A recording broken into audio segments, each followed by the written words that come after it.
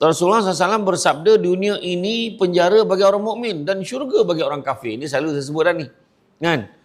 Penjara bagi orang mukmin. Dunia, semua tak boleh ni, tak boleh. Contohlah macam kenapa tak berjoget? Kenapa tak berdiri macam tu? Tak, semua duduk macam tu. Kan? Dengar cara nak apa? Kan? Tunggulah sampai habis. Kan? Sampai tekan masuk, berhenti jap semayang. Kata.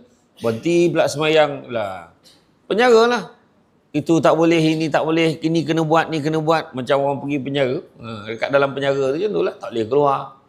Saya pernah ceramah dalam penjara. Macam mana nak keluar ni? Selagi dia tak buka pintu tu, tak dapat saya keluar.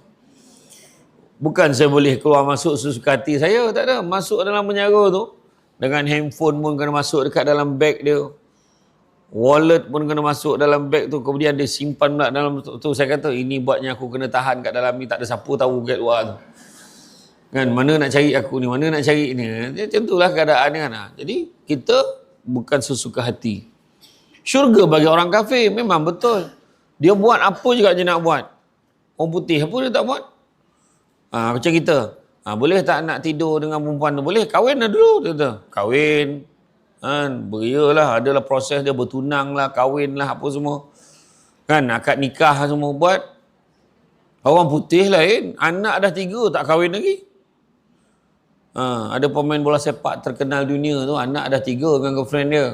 Kemudian wartawan tanya, tak fikir ke nak kahwin? Dia kata, buat masa ni kami belum fikir gitu tu. Anak dah 3 dah. Kalau dekat Malaysia ni, dia kira anak tak sah taraf kan. Tapi, tu saya kata tadi, syurga pada dia, orang suka hati lah.